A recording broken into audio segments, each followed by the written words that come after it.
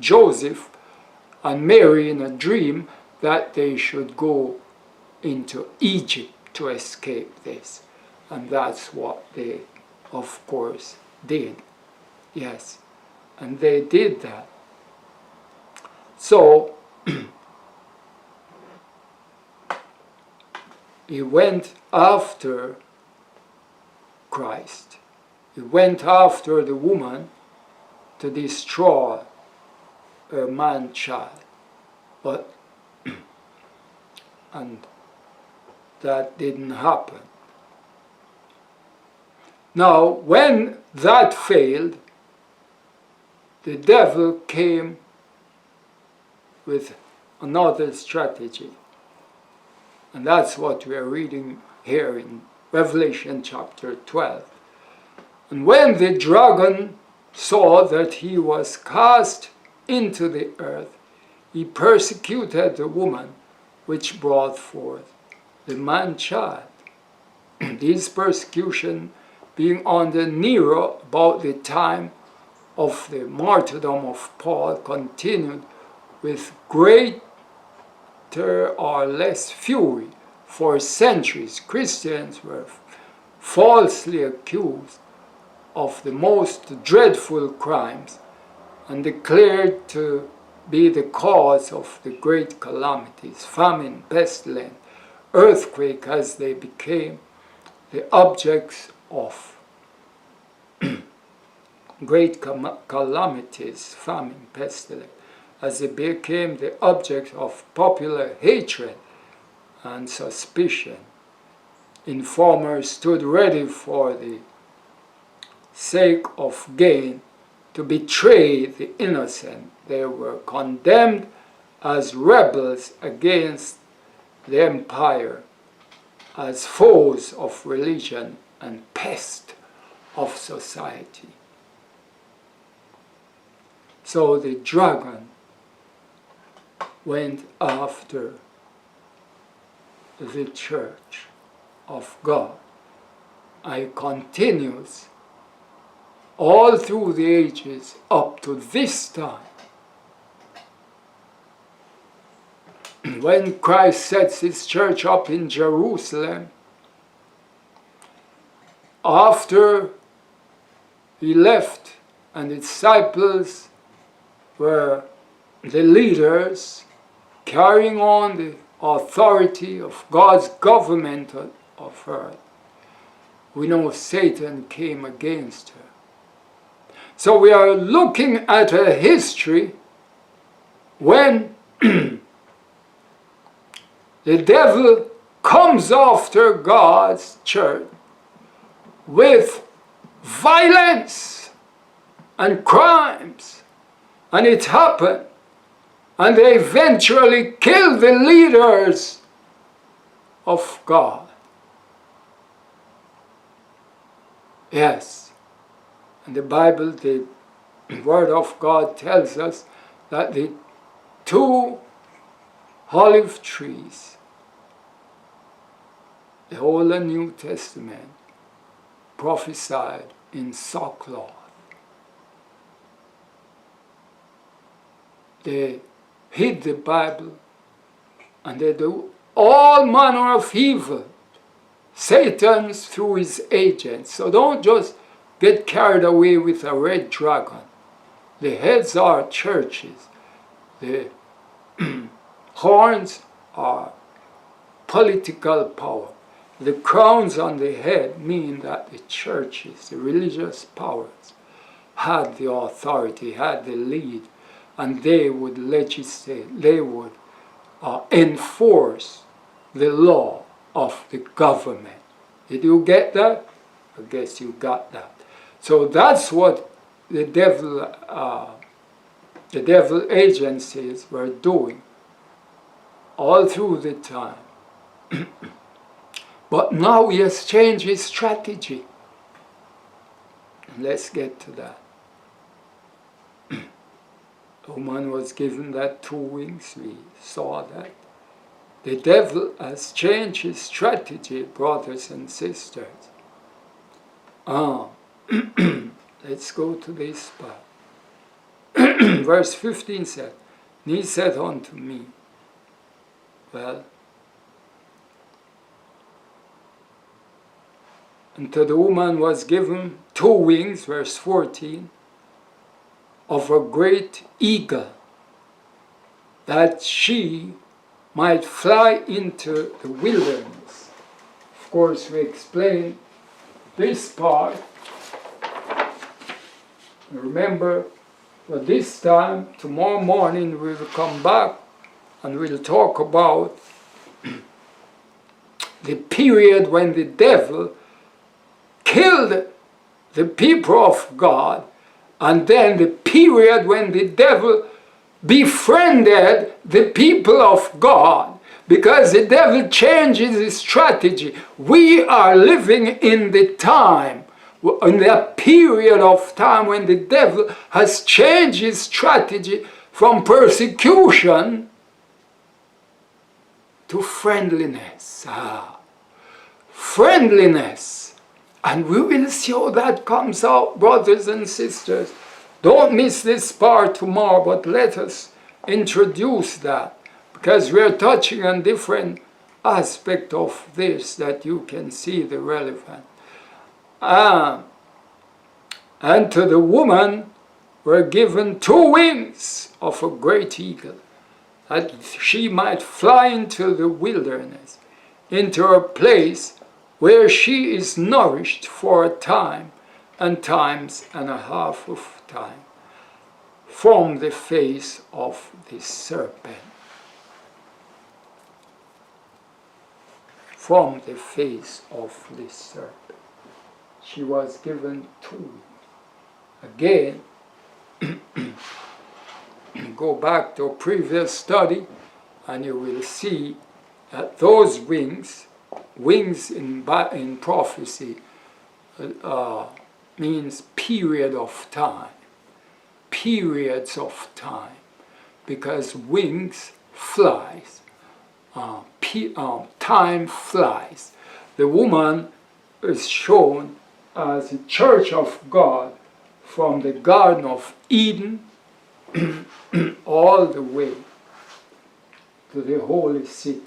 So the church of God is showing, is given 2 wings. Of course, this period of time that she flew into the wilderness being out of the vineyard, she's no more in her vineyard. The woman has to get back to her vineyard, but right now she's in the wilderness. And these 2 wings came up here because she's shown as that time when she was persecuted during the 3.5 years of Roman anarchy, of the darkest days of religion, the dark ages, as we talk about from time to time. So the woman in the wilderness, the time of her nourishment, she had to be nourished. In other words, we have Martin Luther, John Knox, John Wesley, Alexander Campbell. God has called the reformers during the wilderness to bring back the truth into God's church that were trampled under the feet of the Roman power. So when it says that the woman was nourished, means that she was fed during that time, during that period of time that she was in the wilderness. Not saying that she's out yet, but that period is confined, or focusing on her nourishing. What was she nourished with? She was nourished with the fact that the messages start to coming back. The messages that the church, Christ, the disciples, the apostles, the 120, who got the outpouring, the Pentecostal power of God's church, and they were preaching and have the people, one sermon brought 3,000 souls in a day. That vibrant church period of God. Yes, that was done away with by the Roman power, changing its strategy and pouring out of his dragon mouth a flood after the woman. That's where we'll leave it today. We will talk about the change of strategy and how God's church will survive during this period when the Roman, the devil, has befriended her. It says that when she, let's finish reading this, it says, and that she might fly into the wilderness, into a place where she is nourished for a time, times and a half of time, 3.5 years of Roma from the face of the serpent. Now the serpent did that in the vineyard, in the home of the woman, the home of the church. But when she was in the wilderness now, when she moved from that vineyard to the wilderness, when she was in the wilderness, the serpent, verse 15, and the serpent cast out of his mouth water as a flood after the woman, that he might cause her to be carried away of the flood. The woman was flooded out. I spoke to a friend this week. He said that his home was flooded. The basement was flooded out at height. We are looking at some serious weather that has been going on and have gone on, especially in Texas, those places, Iowa, Ohio, and places are flattened, but we're talking about floods. We are looking at floods that have swallowed up vehicles, cars, and we're looking at the flood, water, dangerous flood. Let's look at some of those clips on tsunami and all that. Dangerous flood. The dragon flood is much worse. But it's a subtlety that is coming out of this. This flood represents people. This water, according to the Bible, is telling us that the dragon cast a bunch of people into the church of God to flood her out. My friend told me his basement was flooded with the sewer broke, the system of the sewer broke, and rise up. Water from below, water from the streets, water from everywhere. And that place is condemned really for living, because they can't live there until that is fixed. But when we talk about flood, it's not something nice. Water is good, yes. People are God's children, but we're talking about the devil's agencies, people. And we'll focus on this a little more. Our topic is the government of God. And the serpent cast out of his mouth water as a flood after the woman, that he might cause her to be carried away of the flood. This is where we'll pause this morning. And we're looking forward to focus on the government of God. From this lesson, again, the woman is God's church, showing up as a church, the Jewish church from which Christ was born. She showed up, being in the wilderness, but first of all, being faced by the devil through his agents or his agencies.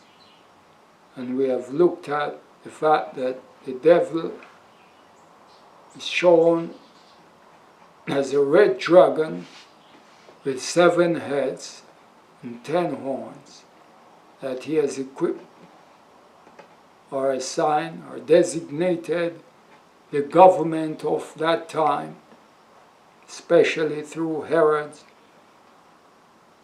action to kill the man-child, and all that failed. But there are many lessons coming out here that we will talk about. I'm sorry about this shaking. I didn't even see that this was shaking that much. That he has been after the government of God, after his church. And we have talked about the fact that she's clothed in the sun and the moon. We talked about that, and the fact that now we're focusing on the crown of 12 stars, the government of God, that will eventually have to face the devil squarely on this earth, especially during the time when he would have his agencies moving all the churches under one leadership before she takes onto the back of the beast, the scarlet-colored beast, of Revelation chapter 17. God bless you, and thank you for stopping by. We will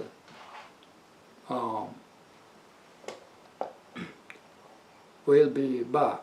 We shall return, and we shall focus on the government of God. God bless you. Thank you very much.